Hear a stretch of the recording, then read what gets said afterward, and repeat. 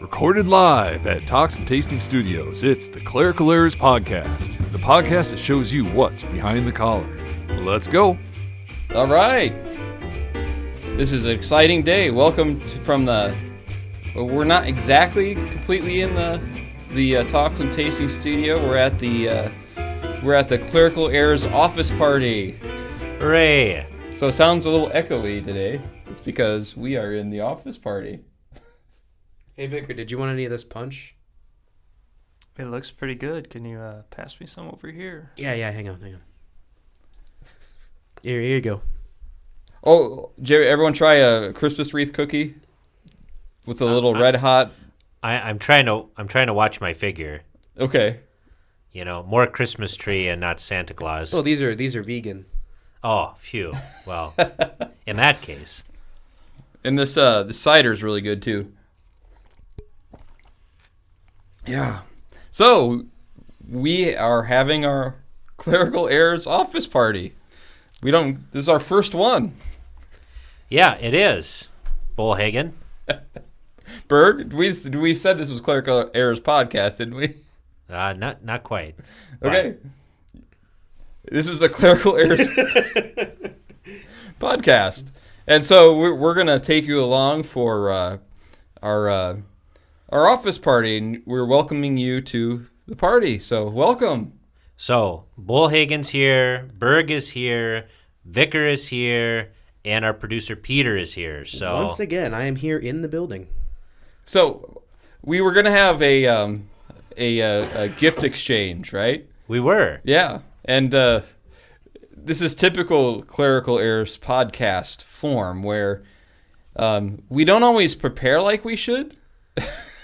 Yeah, so the only one who brought a gift for this White Elephant Exchange or Secret Santa was the Vicar. So, I mean, you know, good job, Vicar. Yeah, that's going in your report back to the seminary. Very dedicated. Wow, you haven't even looked at the gift yet. Well, I mean, so this is a white elephant gift, right? And nobody brought gifts. Well, Vicar brought it, so he gets to decide. So yeah, Vicar, who gets the gift? Well, I'd like to point out last week I brought a gift. That is true. You did. That's right. I did bring a gift. Now I'm not, it's definitely not my call, of course. I'm just the producer of the show, and spent weeks, working on the show, every waking moment. Lots of time and effort. Wow. Well, you think you're having an effect, but pastors hear that kind of guilt trip all the time. Yep. you have to understand that this gift was purchased and thought of with a vicar's salary, Sure. And, I put a lot of time into this gift. It's from a very affordable store, but I added some real sentimental touch that I think will be appreciated the most by Pastor Bollhagen. Okay. Ooh. You're right. I do not like sentimentality. Well, I just had a brain blast here. We're working on a new studio, the second edition of the Talks and Tasting Studio. Maybe we can frame it and put it on the wall, whatever it is. It's already framed. Oh. All right. All right, Pastor. Here we go. So, Well, it's got a beautiful stocking here. all right. It's all red and it's got ermine at the top. Pull it out of the stocking here. All right. That's a beautiful stocking. Did you make that, Vicar? No, that was purchased. Very affordable, though. Oh, look at that. It's a box that says, it's a picture, but it says "Born to Sparkle." And it's got Oh no, you're leaking. like I said, sequins. Oh, look at that. And it's got my picture in it. Wow. Peter, by the way, do you recognize this picture that's in it? Let me see here. I'm not sure that I. Your friends used to stare at that every day. No. My friends used to stare at a picture of you holding an ice cream cone wearing an Iowa State shirt. Oh. That is a different picture. That picture of you, Pastor, I think came from your time down in Tampa. Okay. I don't remember getting that taken. Well, I found it somehow, some way. A vicar never reveals his secrets. Facebook is a wonderful place. What happens in Tampa doesn't stay in Tampa. I want Berg to react to the whole experience, okay? I mean, it's... That is a lot of sequins in there. Yeah, it's super sparkly. I was right. This definitely has to stay in the new studio. Yeah. What do you think about the phrase "born to sparkle"? Is that the title of your Christmas program? No, that is not the title. It might not be the title of your Christmas program, but I'll tell you what, it is the title of this podcast. Indeed. So if people ask me, why I am who I am, well, I was born to sparkle. Yeah. Yep. We're just hanging it all up for everyone at the office party to see. Great. So the picture that I was referring to, Peter, that looks kind of like it was, Peter, you want to... Yeah, so I used to go to college at Iowa State. I flunked because I didn't do my homework. It was great. But while the time I was there, that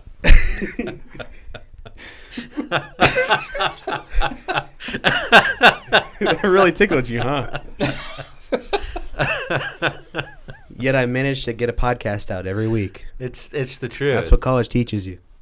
So while I was going there, though, I had my family over at one of the dining centers, and they had at all the dining centers. It was basically just a cafeteria buffet kind of thing, and they had these screens that hung off the ceiling that you could tweet or send them Instagram posts or whatever, and if they approved them, it would go up and cycle through all these different posts on the TVs.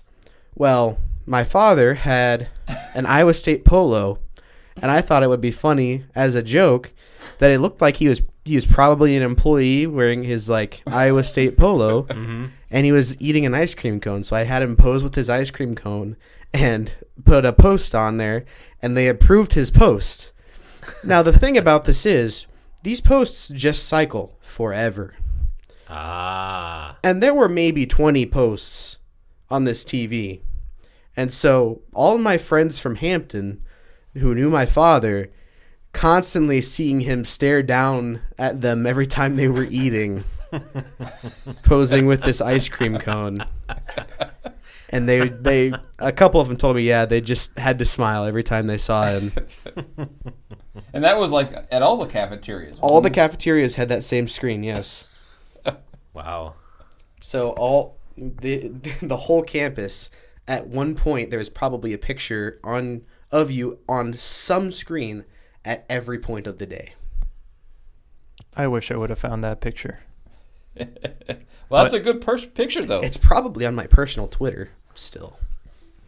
All right, so before we get the rest of these festivities going of our office party, so many texts to preach on. Is there one, Berg, you wanted to talk about today? Anyone particular? I don't know. Vicar, take your pick. Which one should we talk about today? Well, you're preparing one for John 1. Yeah, let's talk about John 1. Okay. Which is the text for Christmas Day. Mm-hmm. And are you going all the way to verse 18 of John 1? Oh, yeah. Okay, you're doing the whole thing. Got to go big or go home. That's right, I suppose. Yeah, so, I don't really know the history behind why this text, when it came into the use in the church for Christmas Day, because kind of ironically, John is the only gospel, well, Mark as well. Matthew and Luke are the accounts of Jesus' birth that we're familiar with, and we would think we would hear one of those on Christmas Day. And instead we get John 1. The way I always viewed it was this, is you have the actual birth, in Luke that you really focus on Christmas Eve, right? And I think of it like the catechism, and then Christmas Day is the what does this mean? Right. Yeah, in rich theological language, which we were talking about before the show today, that this section of John is known as the prologue of the Gospel of John, but it almost covers his entire content of the whole Gospel in 18 verses. So I'm thinking particularly of verse 14, where it says the Word became flesh and dwelt among us, and that verse is, when I read the whole section, that's the Christmas, in a nutshell, the Christmas kernel there for the whole thing. So Christmas kernel. yeah, well, this popcorn at the party just made me think of that. Yeah. Gotta Did you bring get it some, up. Peter? Nah, I'm not a huge popcorn fan. Chicago 'Cause style. You got your Yeah. choices here between the caramel, the cheese, Or together. and then what's this other one here? Oh no. Is it plain, just butter? I think it's, It looks like just butter. yeah. The big tin. Who brought that one? I don't know. But did you bring that, Berg? It wasn't me. Okay. It should have been me, but I've been forgetting a lot of things. Hey, Vicar, how would you describe the picture on the tin? Well, you got a nice wintry mix coming down on a nicely lit village with looks like there's a carriage ride going on with Santa at the reins. You I don't think know how that's Berg would Santa? feel about I that. think it just looks like an old guy. Oh, well. Maybe it's Krampus. Oh, that's right. I wish. That's a popcorn tin I could get interested in. And so, Berg, you're way ahead of the game. You got your sermons almost all done. Yeah. I'm That's not the Bollhagen way. right. Yeah, we're a little different that way. But I've prepared for this text, and I guess where I was going is that everybody wants to go home for Christmas, right? Mm-hmm. Everybody loves the past. We love it when we're kids. That magic of opening the gifts. Grandma cooking in the kitchen, all that great stuff, right? We love the past, and Christmas is a time when we bring back a lot of traditions, right? That remind us of what's come before, right? And we hand these traditions down from one person to the next. Well, even the pagans got this. The Romans actually had a holiday right before Christmas. It was called Saturnalia. And it was a time when they celebrated what they thought of was the golden age of humanity, a time when all the crops grew of their own accord, so people didn't have to farm. There was no war. Stuff was awesome. And, of course, it's named after the god Saturn, who ruled over this age. And most of the year, he was shackled or bound by these woolen manacles, right? But during this time, they would actually take these woolen manacles off, right? And it was also, there was a dark side to this, too, because there was a lot of gambling and drunkenness and overeating. And sound kind of familiar? Yeah. Right. It sounds like our office party. Right? Except for the whole drunkenness part, right? I don't know, man. I see the poker tables going strong over there. That's the truth. But, that's the thing. You can never recreate the past. We don't have that power, right? Mm-hmm. Time continues to throw her slings and arrows at us daily, and we can't turn back the tide of time. But when we hear this gospel lesson from John, we see that, in a sense, time is turned back because it sounds a lot like Genesis. In arche ton logon, right? In the beginning was the Word. The Word was in the beginning, right? This sounds a lot like in the beginning God created the heavens and the earth. Well, what does this Word, this person Word, come to do? Who is not only with God, but also is God? Well, he comes to show us his glory, to dwell among us. A return to Eden, right? Just like our first parents had in the garden.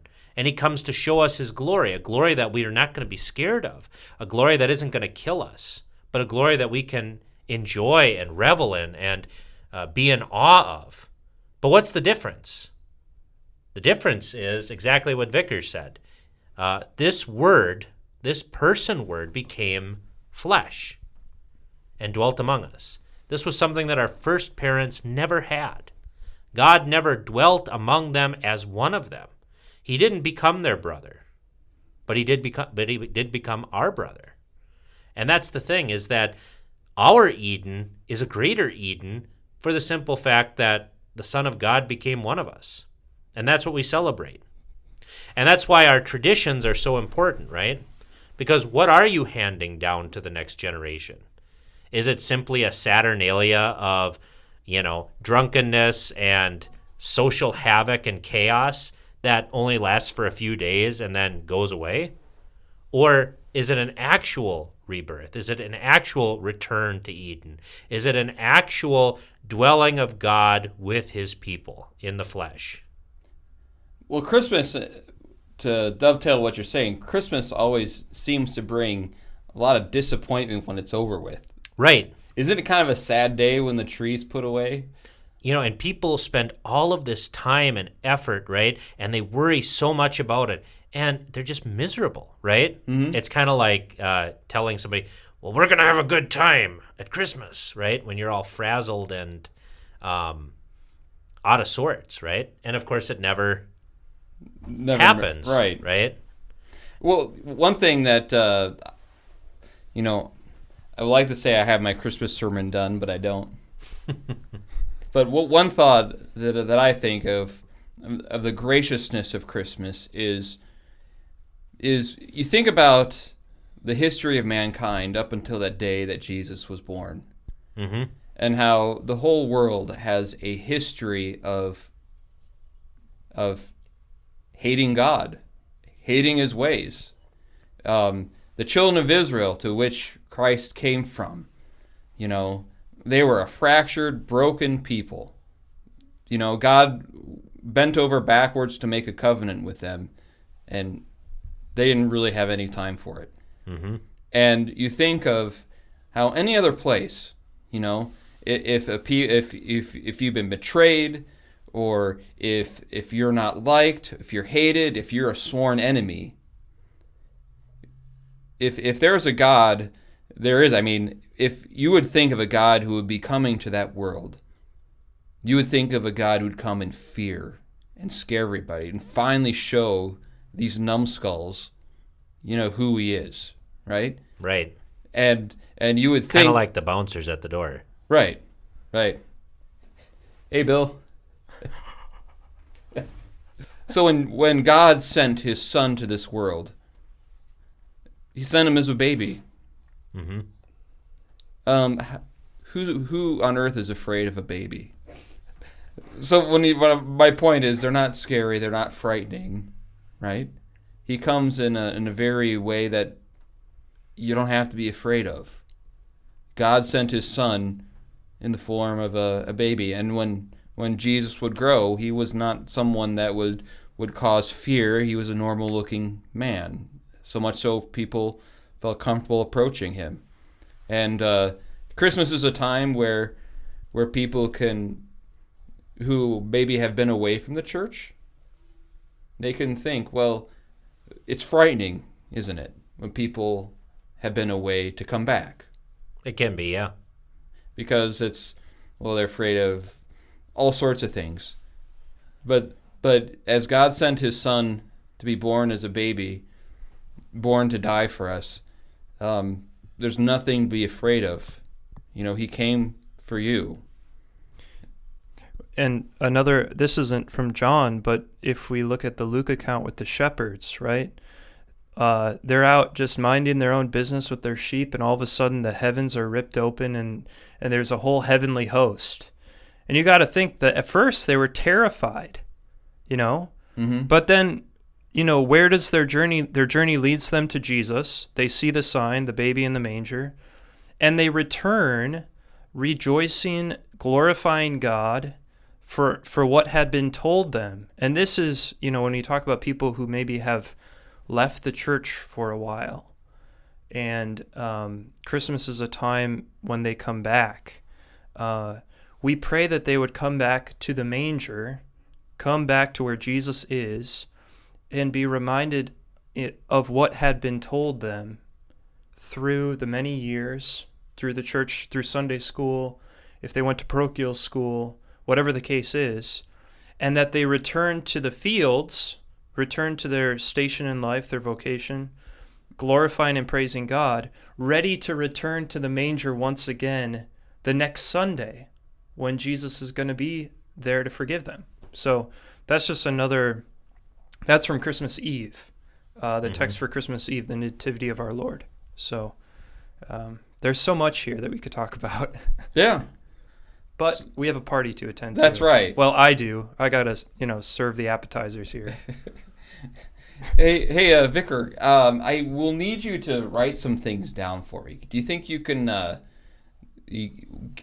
cross the large Talks and Tastings campus to maybe your cubicle to get like a piece of paper to write some of these down? Because my top 12 list I think it's going to be epic, and it's one of those group think things. We do like groupthink, All right. Okay. just like the Borg. So, Berg, what's the most annoying song? Oh, by the way, Peter, play the intro. Enough nonsense. It's time for Bollhagen's Top 12. So, Berg, what's the most annoying Christmas song? Oh, most annoying Christmas song? There's so many. I'll Man. give you a hint. It's got 12 in it. Oh, the 12 Days of Christmas. Right. So, this is my idea for the top 12 list. Is we each take one of the top 12 things. We need the 12 days of Christmas, right? And we're going to replace the gifts of the 12 days of Christmas with something that is more clerical error appropriate. All right. Something that we think would be much, much better. So if we could write these down, I want them written down. It'll be easier to remember when we have to sing it. Oh, don't steal my thunder. Ah, Or what? I was gonna have us when we're done writing them down. Then actually at the end. I thought you were gonna sing it as we go on. No, we're gonna write. Oh, I think this would be better, and then have it written down so that at the end we actually have to fumble our way to sing it. Oh no. All right. So who wants to go first? We'll go around the office here. wants to be brave and start first. I'll go first. So I'll start with 12. Number 12. Okay, so I've got number 12. Traditionally, it is, 12 drummers drumming? I don't know. Yeah, I'm trying to look up the lyrics here. Yeah, I'm looking up the lyrics, but Yeah, it's going through the entire lyrics. I think you're right. Okay. This is a trainer. Can you just scroll down to the end? 12 drummers drumming. 11 pipers. 10. All right, so we at the Clerical Errors, when we think of 12 drummers drumming, that kind of gives us a little bit of an anxiety attack, doesn't it?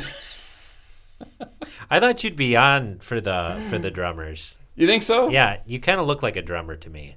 Well, you know, I do like my beats. So I will go with 12 sick beats. Number 11. 11 is 11 pipers piping, and that just sounds awful. So let's see here. 11. I'm trying to think of something for the show that would be Like John Piper. yeah. Peeper? Something with Peeper? We can edit all our discussions. 11 peeper post-its. How about that? Okay. 11 peeper post-its. What's a post-it meaning?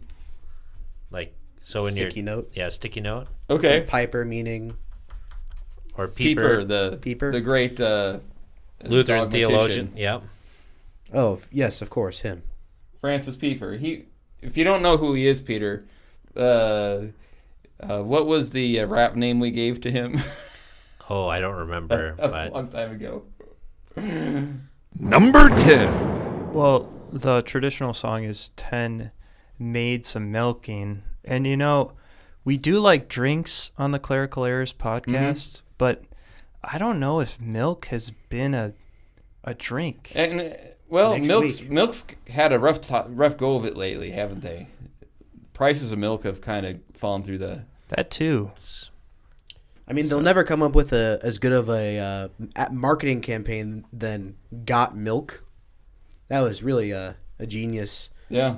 A genius marketing campaign, right? Like, would that work for anything else? Like the apple farmers of the world, you think they could just be like, got apples? That doesn't work. That doesn't work. It would work for beer. So that's fair.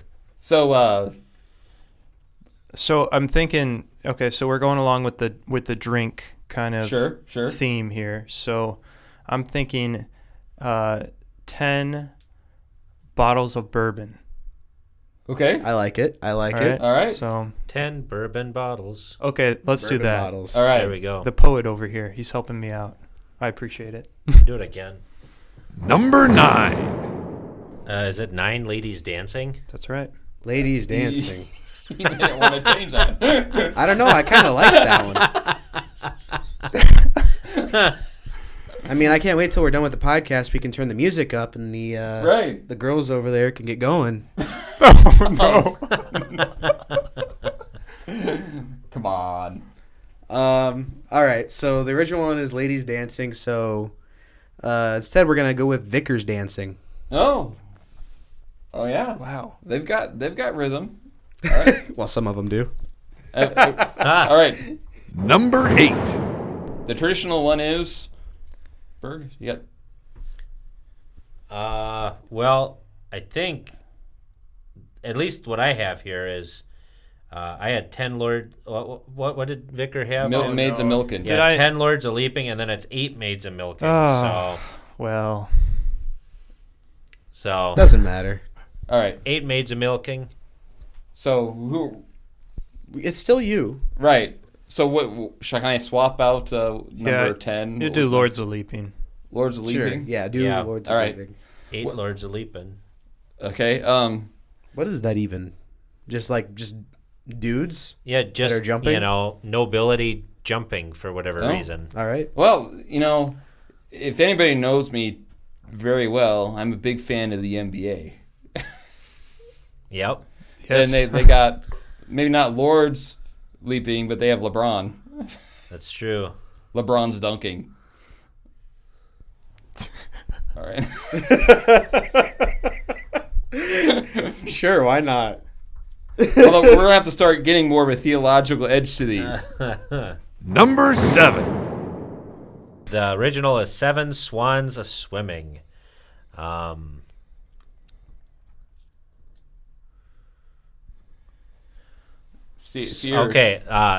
For the Christmas season, we'll have 7 saints a slapping, because as we know, Saint Nicholas smacked Arius in the face at the Council of Nicaea for saying that Jesus is not God. So, and like how you say for our listeners, as we all Of know. course. Yes. Yes. I don't want to appear pretentious, right? Right. Oh yeah.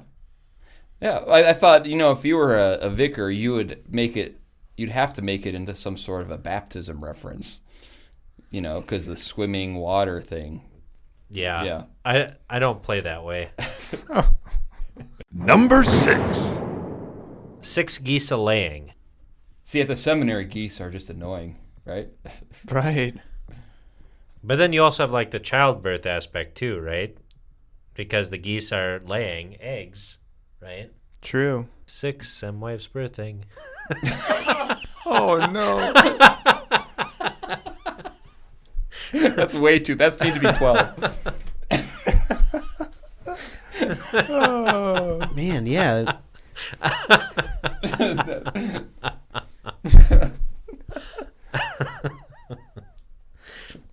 Be careful. There are a lot. We don't want to offend all the people at the party. Right, that's true. I mean, I like that. Do you? All right. So what was it? 6 Semwives birthing. Number 5. 5 bad mistakes. Nice. Or should we go with my other one was bad ideas? We've mastered that. Indeed. Number 4. 4 calling birds.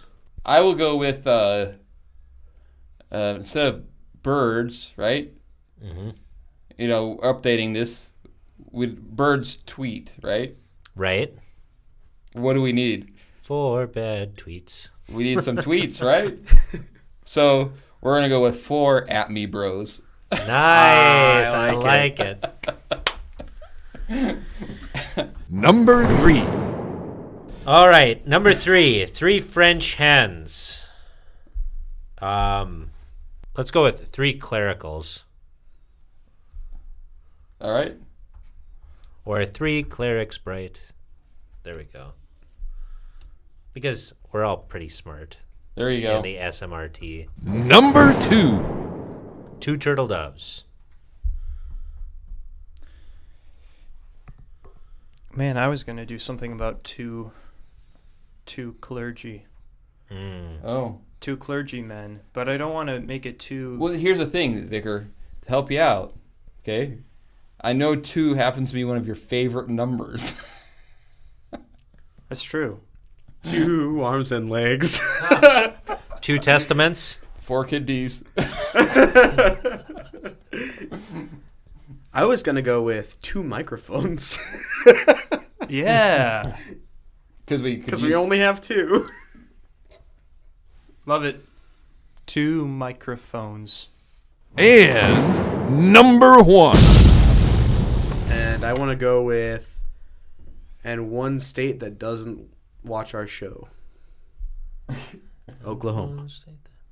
And 1 state that doesn't watch our show. How about this? 1 Oklahoma. How does that work out? All right, 1 state that watches our show. 1 state that doesn't watch our show. Okay. I don't really want to use watch, but I'm not sure. Or maybe hear? 1 state that doesn't hear our show. Hear our show. Yeah, let's do that. Okay. 1 state that doesn't hear our show. Okay, what I'm going to do is, Vicar, I'm going to make some quick copies. Okay? Nice. And then we each sing a verse until we're done. Goodness. Hey, Vicar, while he gets those copies, what are you thinking about right now? Vicar. Born to sparkle. Vicar.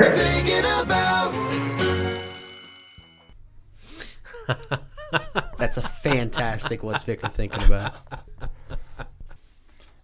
On the first day of Christmas, my true love gave to me a state that doesn't hear our show. On the second day of Christmas, my true love gave to me 2 microphones and 1 state that doesn't hear our show. On the 3rd day of Christmas, my true love gave to me 3 clerics bright, 2 microphones, and 1 state that doesn't hear our show. On the 4th day of Christmas, my true love gave to me 4 at me bros, 3 clerics bright, 2 microphones, and a state that doesn't hear our show. On the 5th day of Christmas, my true love gave to me 5 bad mistakes. 4 at me bros, 3 clerics bright, 2 microphones, and a state that doesn't hear our show. On the 6th day of Christmas, my true love gave to me 6 Semwives birthing, 5 bad mistakes. 4 at me bros, 3 clerics bright, 2 microphones, and a state that doesn't hear our show. On the 7th day of Christmas, my true love gave to me 7 saints a slapping, 6 Semwives birthing, 5 bad mistakes. 4 at me bros, 3 clerics bright, 2 microphones, and 1 state that doesn't hear our show. On the 8th day of Christmas, my true love gave to me 8 LeBrons dunking, 7 saints a slapping, 6 Semwives birthing, 5 bad mistakes. 4 at me bros, 3 clerics bright, 2 microphones, and a state that doesn't hear our show. On the 9th day of Christmas, my true love gave to me 9 vicars dancing, 8 LeBrons dunking, 7 saints a-slapping, 6 Semwines birthing, 5 bad mistakes, 4 at me bros, 3 cleric brights, 2 microphones, and a state that doesn't hear our show. On the 10th day of Christmas, my true love gave to me 10 bourbon bottles, 9 vicars dancing, 8 LeBrons dunking, 7 saints a-slapping, 6 Semwives birthing, 5 bad mistakes, 4 at me bros, 3 clerics bright, 2 microphones, and a state that doesn't hear our show. On the 11th day of Christmas, my true love gave to me 11 Piper's Peeper Post-its. Good night. 10 bourbon bottles, 9 vicars dancing, 8 LeBrons dunking, 7 saints a-slapping, 6 Semwives birthing, 5 bad mistakes, 4 at me bros, 3 clerics bright, 2 microphones, and a state that doesn't hear our show. On the 12th day of Christmas, my true love gave to me 12 stick beats, 11 peeper post-its, 10 bourbon bottles, 9 vicars dancing, 8 LeBrons dancing, dunking, 7 saints a-slapping, 6 Semwives birthing, 5 bad mistakes, 4 at me bros, 3 clerics bright, 2 microphones, and a state that doesn't hear our show. Here's looking at you, Oklahoma. Man. Somebody think of our top 12 list, Peter. That was a collaborative effort. We worked hard. We'll see if it paid off. So, Berg, do you have a blasphemy? I do not today. I actually have something I'd like to talk about. Ooh, real All talk right. from Peter. So this is well, I Peter, don't- play whatever intro you want.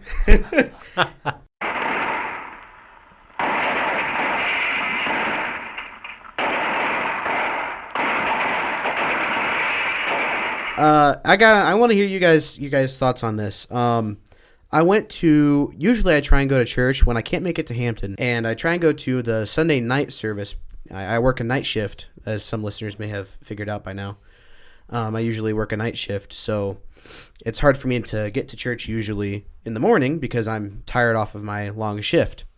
So I try and go the Saturday before, and I didn't make it last week, and so I went to the Sunday morning service, and instead of the normal church service on Sunday morning, they had the children's Christmas program. So I went to the church service, and they started off the service before the service actually started. A kid was playing Hallelujah on the violin. You mean like the one from Shrek? Yes, like the one from Shrek. Boo. And then they did another Christmas song, and then the service started proper, except it wasn't a service. It was a concert. It was, I would argue even, there are children's programs that they do like, Christmas Eve or something. But they did the readings. The kids did the readings, and then they put hymns in between. And then where they would have maybe some kind of message from the pastor, they had a guest pastor there who did a children's sermon in front, and that was it. Then they did a couple more songs and sent us on our way. That was the only input the pastor had. The pastor that is actually there wasn't seen. I mean, like, he was there, but he didn't do anything. The kids did the benediction from the back. What? The kids did the benediction from the choir loft. Okay.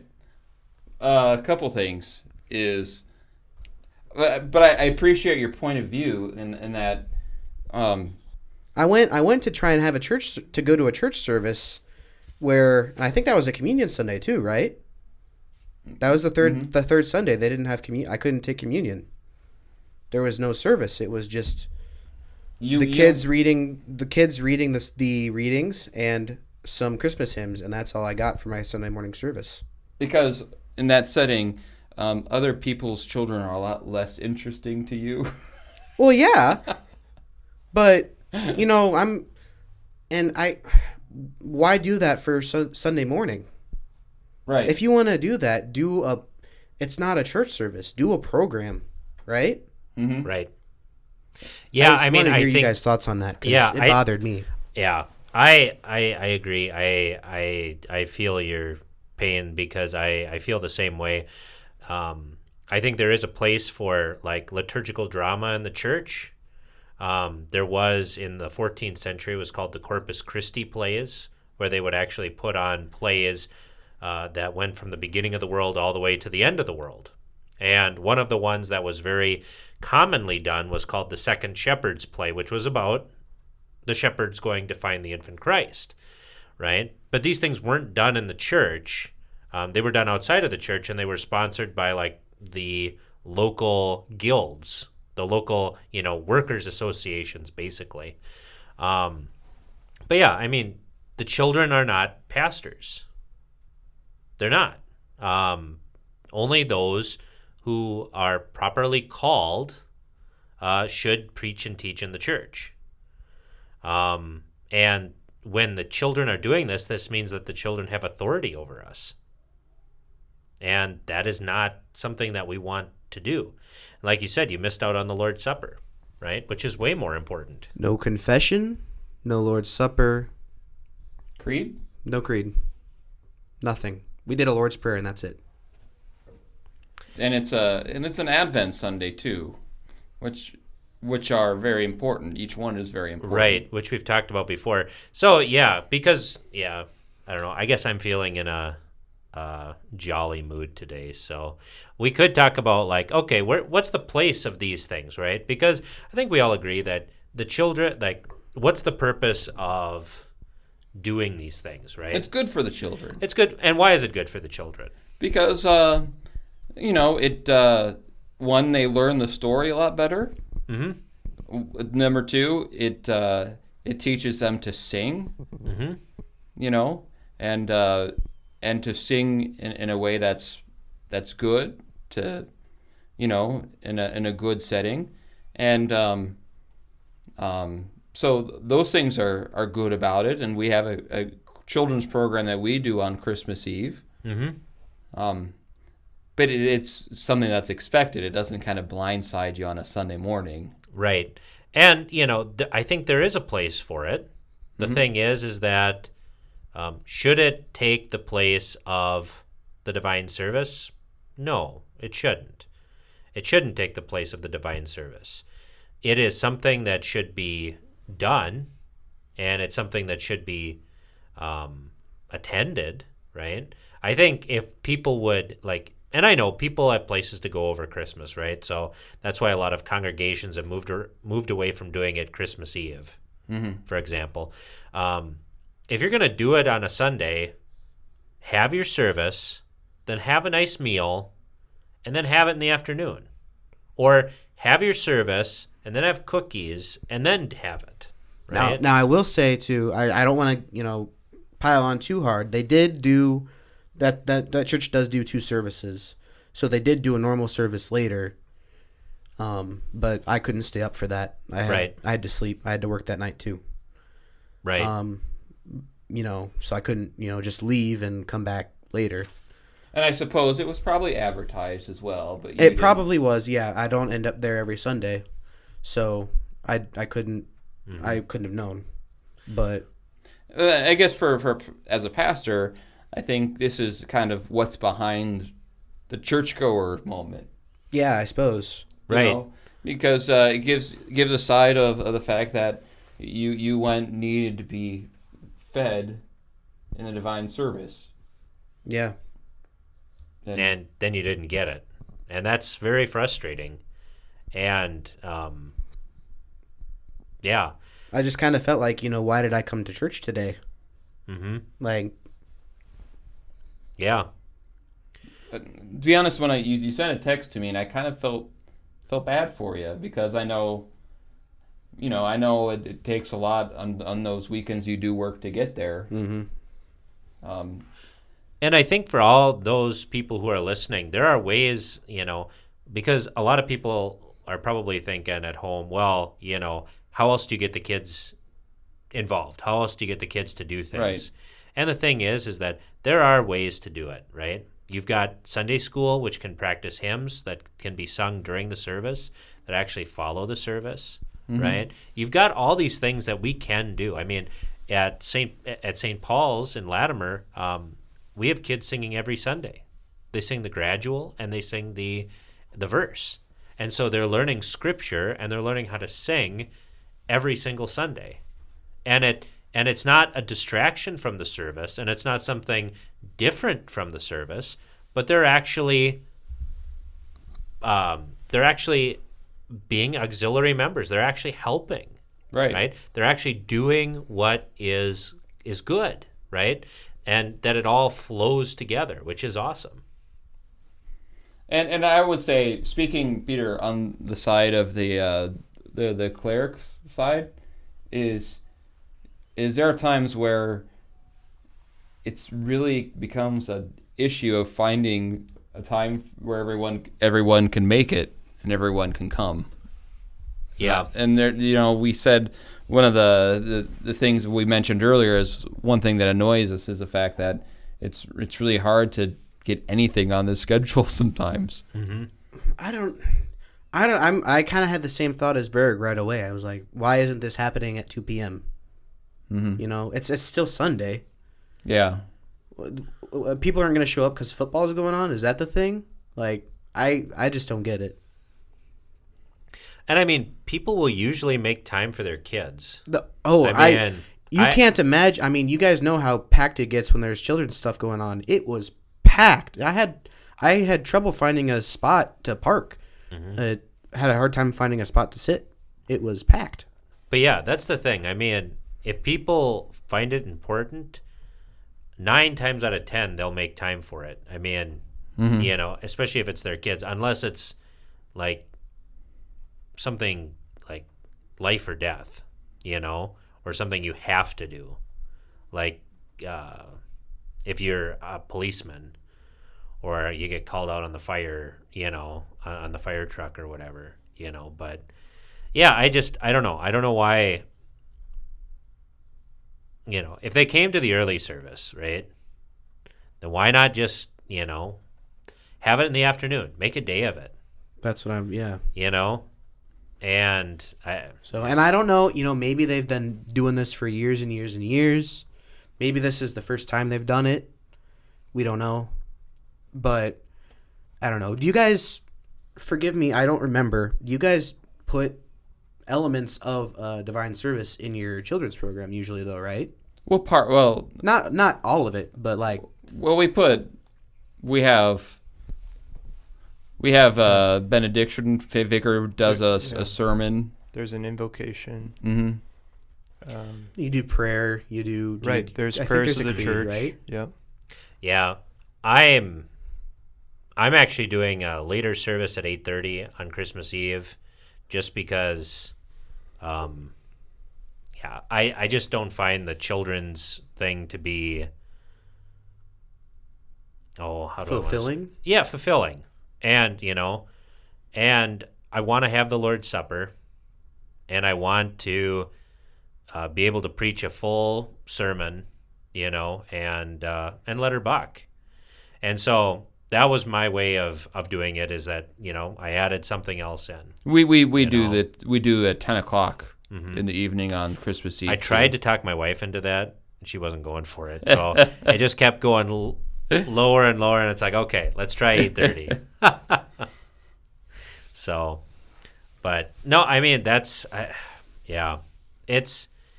I said, for what it is for, like there's actually a good reason for it. And I wish we would even do an Easter one. Right. Because I think that is even more important for the kids to know. They should know the Bible passages of why Christ had to be a man. Why did Christ have to be God? Why did he die? It just doesn't belong in the divine service. Right. And I would say this too, is I I would say I can understand why it was done that way. Right, and I do too.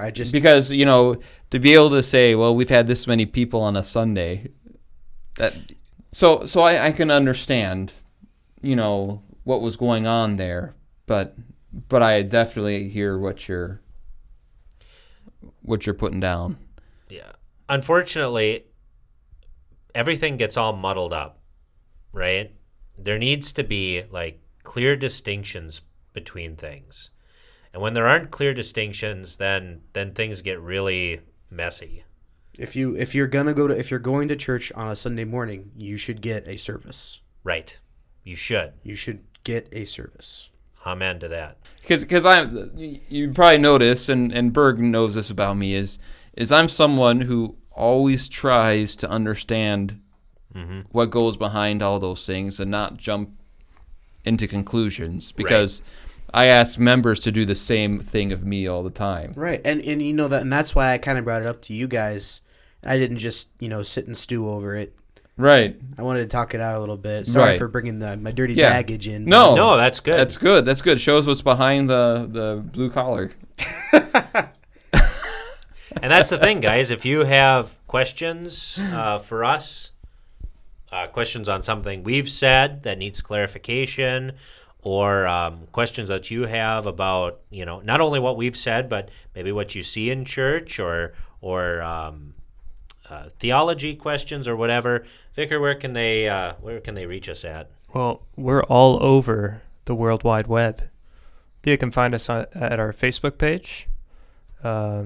Just put in that search bar, Clerical Errors. They could tweet at us for those 4 at me bros. Maybe give Bollhagen a couple more than 4. That'd be nice. Or they could email us at Clerical Errors, feedback at clericalerrors.org. And Peter this is going to come out before Christmas, right? So this will come out 3 days before Christmas. Yeah, so there's still probably an opportunity to email our producer at Christmas@clericalerrors. That's right. Yeah, so make sure you send him an email too. So, all right, that brings us to our attention deficit Bible study. Peter, play the intro. Do you have impaired concentration? Then this is for you. It's the Impaired Concentration Bible Study. One verse only. All right, so Peter, spin the wheel. All right, here we go.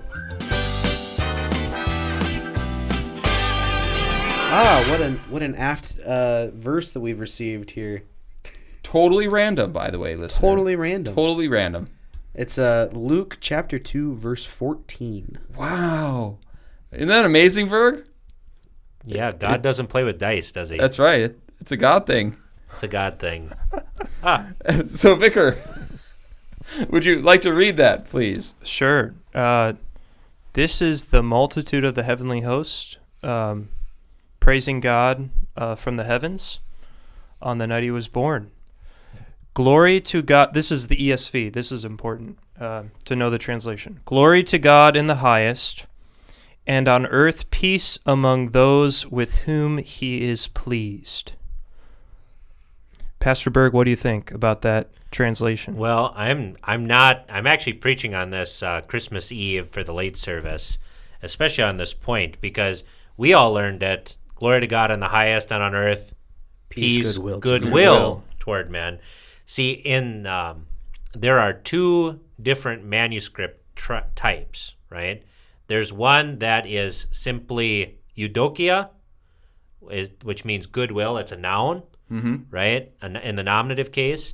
And then you have eudokias, which is in the genitive or the possessive of goodwill or of favor, right? And so a lot of the modern translations, which employ text criticism, which is like, whose line is it anyway, right? Where, the scores are all made up and the points don't matter, right? They go with this really difficult and cruddy translation, right? And what does that give? Can you read it again, Vicar? Yeah. Pull it up here. Glory to God in the highest, and on earth peace among those with whom he is pleased. All right. So does that should raise some questions, right? It gives peace to those whom God is pleased with, and which could bring up some baggage of, well, what makes God pleased with them? Right. Do they do something right. so that way he is pleased Not with them? Not pleased with us for the sake of Christ, but pleased with us. He's pleased with you. Now he comes to bring you goodwill. It's an order thing, isn't it? Right. So it's an order thing, and when we read the rest of the Bible, what is God's good pleasure, right? What is his goodwill? It is our Father's goodwill to give us the kingdom, right? Mm-hmm. Ephesians 1 says that God predestined us in love according to his goodwill, right? And this is the same word here, eudokia, right? And so that's the thing, is that when we talk about this, God is pleased with us all, not because of what we do or that we've prepared for his grace by doing good works or whatever, right? Mm-hmm. But he is pleased with us because Christ is born, right? And Christ is going to die, and Christ is going to rise again. And so for the sake of Christ, God is now pleased with us, right? So the question is, knowing all this, right? And even, so taking the theological aspect out of it, right? Because, the ones with whom God is pleased they're everybody, right? That's who he's pleased with. So taking the theological, so it's not a theological argument anymore.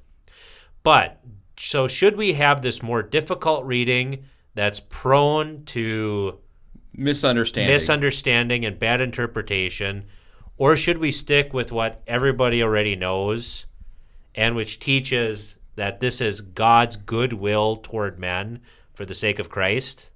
Right. I think so, right? Yeah. Because it completely changes Because that's the thing, is that the more difficult reading is the more difficult reading for a reason, right?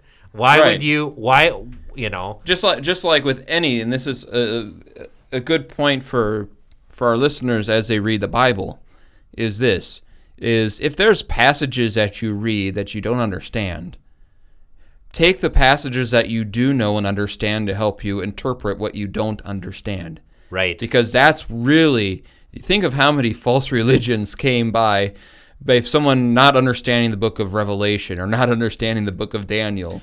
Or origin, right?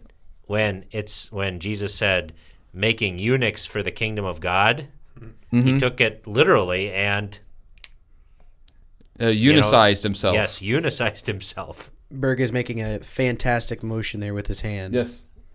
Yes. How many office parties do you know where they use the word unicized? I don't know if that's actually a word, but it is now, right? Yeah. So that's if only there was a 13th day of Christmas we could have. The possibilities are endless. So I'm losing focus here. Get me back to this, Berg. All right. So So I mean, this does actually affect you, right? Because everybody has their Bibles at home that they read, right? A lot of our listeners probably listen to New International Version. That's what they read. Or they listen to the ESV, the English Standard Version. Some might still do the King James. Some might do New King James, right? New King James and King James are going to have an on earth peace, goodwill toward men, right? Mm-hmm. These others are going to have the more difficult reading, right? The EHV is really good too. That's the Evangelical Heritage Version that the Wisconsin Synod just came out with. Okay. And so I haven't heard of that one. Yeah. So I'd like to take a look at that sometime.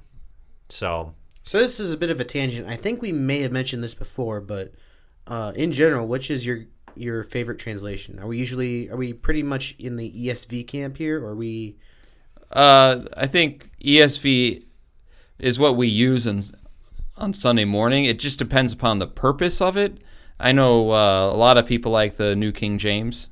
Yeah, I use the New King James for our liturgical practice because it's close enough to King James, And I've taken Luther's words to heart that, you find one version and you stick with it forever. And it's about as close as we can get to the King James without all of the archaic language. It's not perfect, but... Do you find that sometimes you'll slip in a different translation depending on the text? Luke 2 is extremely hard to read in It is. the New King James or any other version. I've done it, and it's just, you really have to pay attention. And I go in and out. I mean, I learned when I was a kid. I think when I was doing it, I would learn, I started learning New International, and then we went to ESV, and so I am all screwed up. Yeah. Well, I don't know what I'm... I started with the RSV. Oh, that's the one that says that in Isaiah 7, it says that a young woman shall conceive and bear a child. So that was an Albato one. All right. It was a virgin, so. All right. So, We should probably get back to the party. yeah. Well, to close out our party, what's something that people do at a lot of parties? Drink punch. Drink punch? Check that off the list, right? 12 Days of Christmas? Yep. Check that off the yep, list. we sang that. You saying that? We've I got the think popcorn, the much cookies. better. Popcorn. I prefer the cheese. I mean, if you look at my pants, they're kind of orange now because I tend to wipe my hands on my pants. So, but really, a true party then also has a little caroling, right? Mm-hmm. And so I thought what we could do is we can, because one thing I think that bothers Berg a little bit is when we carol, we don't sing the really good Christmas hymns. That's true. And so I thought this could be an opportunity for us to carol with Berg-approved caroling hymns. Awesome. So do you want to call this TLH caroling? Well, we definitely can. We are an hour and 15 minutes into recording. So should we just pick some verses? Yeah, let's start with, this was a prior top 12, TLH 103, to shepherds as they watched by night. Let's do 3 and 6. Let's do 3 and 6. All right. Oh, then rejoice that through his Son God is with sinners now at one, made like yourselves of flesh and blood. Your brother is the eternal God. Ye shall and must at last prevail. God's own ye are, ye cannot fail. To God forever sing your praise, with joy and patience all your days. Let's do O rejoice ye Christians loudly, stanzas 1 and 2.